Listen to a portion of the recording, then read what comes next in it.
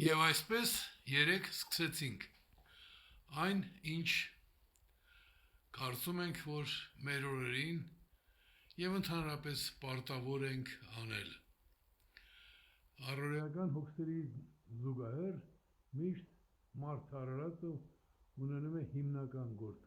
գլխավոր գործ։ Նույնը վերաբերում է ազգին։ Ես իմ ամբողջ կյանքում փորձել եմ զբաղվել միայն ամենակարևորով։ Այսօր մեր բոլոր պատուհասները, մեր բոլոր անհաջողությունները, ձախողումները, էլ չասեմ դժբախտությունները, գալիս են նրանից, որ մեր երկրի իրական տերերը չեն այսօր տնօրինում Հայաստանի եւ հայության ճակատագիրը։ Ընդհանրապես մեծամիտները կամ անգրագետները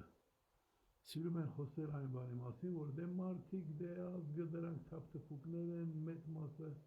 ծախում, մեծ մասը անողնաշար, բախկոտ եւ այլն, իրենք են լավը։ Մինչդեռ ասես շատ հասարակ մի բան կա, ցանկացած ազգ իր մեջ ունի ամեն տեսակի տարբեր շերտեր ունի, բայց ընդհանուր առմամբ դրական կեցվածքի տեր մարդիկ որևէ ազգի մեջ մեծամասնություն են կազմում, այնպես որ եթե ժողովրդի իրական իշխանությունը կայանա, ապա այդ իշխանությունը հիմնական մասով պիտի լինի դրական մարդկանց բոլոր քաղաքացիների համար։ Այդ բանը առայսօր մարդկությանը չի հաջողվել, կյանքի կոչել մոտեցել են բավականին, բայց սկզբունքային արմատական լուծում չեն գտել, մեզ դա հաջողվել է գտնել, մեր ազգի առջև մեծ առաքելություն ունի։ Այսօր ես անկեղծ որ ասեմ, անկեղծ լինեմ դες հետ մինչև վերջ, քանի որ առաջին միջոցառումներ այս մեկամսյա կտրվածքով նախատեսված առաջին միջոցառումը, ես ենթադրում եմ, որ պիտի լինի ամենակիչը 20 հոգի, առավելագույնը 60 հոգի։ Ստացվեց միջինից բավական ավելի, 40-ից 50-ին մոտ մարդիկ, եւ այսօր ես բավական նոր մարդկանց հանդիպեցի, հավաքվածների կեսից հազիվ ճանաչեի։ Մյուսներին կային մարդիկ, որ դեմքերը ծանոթ էին, բայց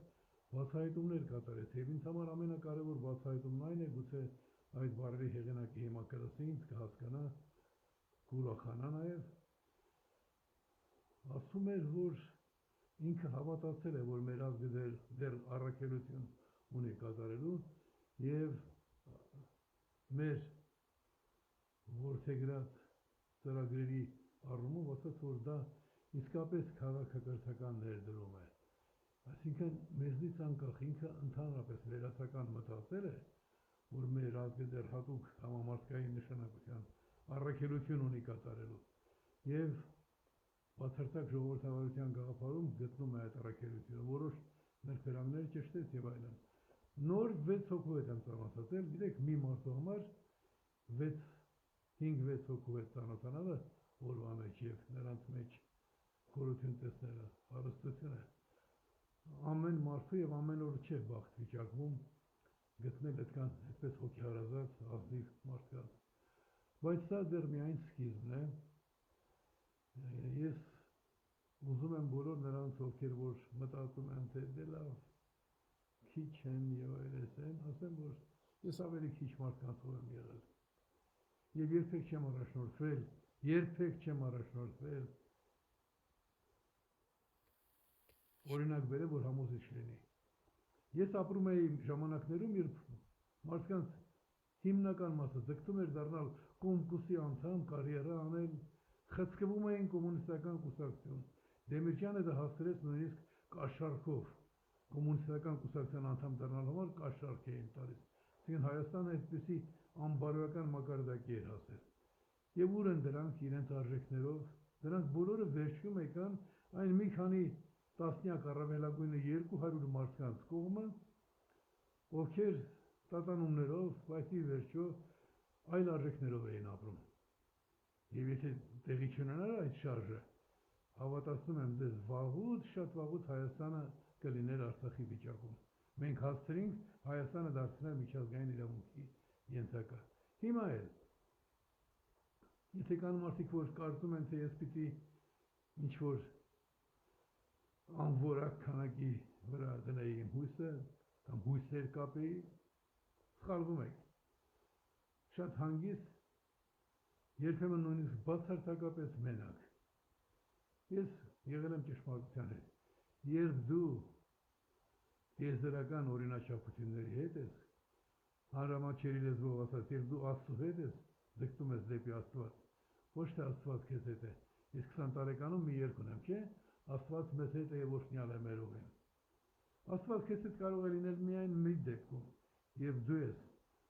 տիեզերական ներդաշնակության հետ լինում, այսինքն մոտենում ամենակարողի կամքին։ Ինչևէ, ավելի լավ է մենակ լինես Աստծո հետ, քան միլիոններով լինես Աստծո դեմ։ Բայց ես հավատում եմ իմ ժողովրդին, եթե չհավատայի, ինքնորոշման գաղափարը չի դարձնի գլխավոր արժեքը։ Գիտեք, չէ՞, հիմա շատ մարդիկ են խոսում ինքնորոշման մասին, բայց ինքնորոշումը որպես արժեք, հայ իրականություն, հայ քաղաքական ազգային կյանք մտել է 1973 թվականից, երբ ես արդեն դառնալով ազգային միացյալ կուսակցության ընտրված ղեկավարը, ասացի, որ մենք մեր ազգային բարձրագույն նպատակին եւ հետո դրա զարգացումներին պիտի հասնենք ազգային ինքնորոշման ճանապարհով։ Հիմա այսօր մենք դրել ենք այդ ինքնորոշման հարցը, այսօր մենք իշխանություններից ոչ թե ինչ-որ բան ենք խնդրում, այսօր մենք դրեցինք առաջին քայլը լուրջ նախազգուշացման։ Եվ ինձ ամենևին չի հետաքրքրում, թե որոշ անգրագետներ կամ թեթևսորիկներ կամ ծախվածներ ինչ գնահատական կտան ընդհանուր այս գործընթացին, որովհետև սեփական անձը արդարացնելու համար, սեփական ծուրությունը, բթամտությունը, վախկոտությունը, ծախվածությունը արդարացնելու համար դու պիտի միշտ քննադատական վերաբերմունք դրսևորես նրանց հանդեպ, ովքեր ինչ-որ բան անում են, նաև քո օգտին։ Հիմա այս գործողությամբ մենք ընդամենը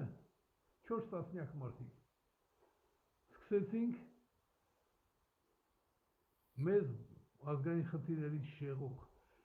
մեզ արհեստականորեն տարբեր խնդիրներ պարտադրող իշխանություններին դնել փակուղային վիճակում։ Նրանք հիմա 3 ուղղությամբ մենք սկսեցինք ամեն բան, նրանք պարտավոր են գործել օրենքների համաձայն եւ շատ հստակ է։ 1000 մեղադրանք ունենք, չէ՞ մենք, բայց պիտի լինի հիմնավոր։ Այսօր հստակ տրվեց հանրագիր, զուգահեռաբար տրվեց դատախազությանը, որ հսկեք այս հանրագրի կատարման ընթացքին, հիշեցվեց, արձանագրվեց, ամրագրվեց այն օրենքները, որոնցով պիտի այս փուլում աշխատեն իշխանությունները, եւ այնպեսի վիճակ է ստեղծված, որ եթե նրանք շարունակեն իրենց կապիկությունները, ապա իրենք հենց իրենց ձեռքով դնում են շատ ծանր կասության առջև։ Ես սովոր եմ եղել շատ լուրջ եւ գրեթե անմատչելի թվացող հակառակորդներին սեփական կամքը թելադրելու դրա փորձը ունեմ։ Ձեր մտքով չի անցնում, ինչպես պատահեց, որ բռնապետության մեջ հանկարծ Գորբաչով անունով մեկը օրենք ընդունեց հանրաքվեի մասին։ Դրա մասին մի օր հատուկ կպատմեմ։ Հիմա ասեմ, ամեն ինչ լավ ընթացքի մեջ է, շնորհակալություն մանավանդ աջակիցներին, որովհետև իմ նպատակը համազգային հարցում միայն այմականներին ապավինելը ճիշտ չէ։ Պիտի բոլոր հայ մարդկանց ապավինես։ Ես համոզված եմ, որ հաջորդ ուրբաթ օրվա մեր միջոցառումը շատ ավելի բովանդակալից կլինի։ Մենք հաջորդ ուրբաթ ժամը 4-ին արդեն պիտի հստակ պատասխան ստանանք, թե ինչ ընթացք է ստանում մեր օրինավոր պահանջը։ Սահմանադրության հարցերով եք զբաղվում, կա այլընտրանք։ Դուք պարտավոր եք այլընտրանքը քննարկել համաձայն կուսակցների մասին սահմանադրական օրենքի այսինչ կետի։ Չեք քննարկում, ուրեմն սահմանադրություն եք խախտում։ Դատախազություն նախազգուշացումը ստացել ես, պիտի հետևես, վերահսկողություն ապահովես։ Իմ պարտքն է շատ հաճախ նաև անել ձեր փոխարեն, այն մարդկանց փոխարեն, ովքեր որ թերանում են կամ չեն հասկանում, իմ պարտքն է օգտակար լինել նրանց։ Եթե Աստված ինձ պահել է այսքան, թույլ է տվել, որ լինեմ ձեր կողքին, դա նրա համար չի արել, որ ես պարզապես կյանք վայելեմ։ Դա արված է նրա համար, որ որքան կարող եմ շարունակեմ օգտակար լինել։ Մանավանդ օգտակար լինել նրանց, ովքեր որ մոլորության մեջ են կամ հիմարացված են արհեստականորեն։ Եվ թող մեր այս բռնած գործը բարի ընթացք ստանա, իսկ ձեզնից մնում է շատ արագ կողմնորոշվել, ինչպես ձեր տատերն ու պապերը կողմնորոշվեցին 35 տարի առաջ,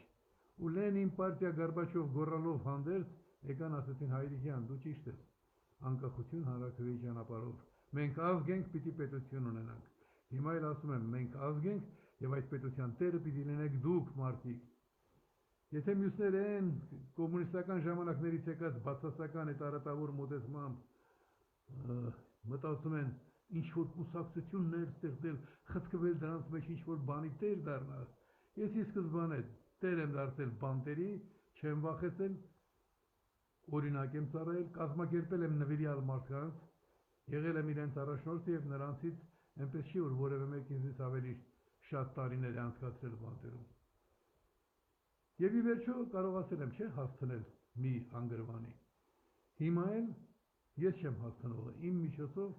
նա ում ամեն ինչ է տրված, նա փորձում է օգտակար լինել։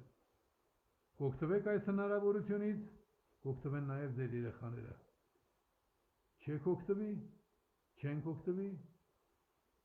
գոնե կգիտակցեք այս պահից սկսած, որ դուք թամաշա անելով զբաղվեցիք եւ իսկ թամաշանողին թամաշանողի կյանք էլ հասնում է։ Ինչ վերաբերում է մյուս քաղաքական ուժերին, մի փորձեք նմանվել այն ճղճիմ կոմունիստական ժամանակվա ճակերտավոր, այն որ չեն ասում Դեմիրճյանը պետական գործիչ էր։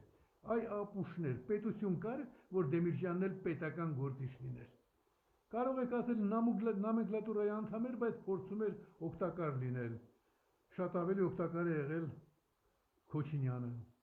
Ինչ որ չափով Զարոբյանը, ամեն մեկը ինչ որ բան փորձել է անել։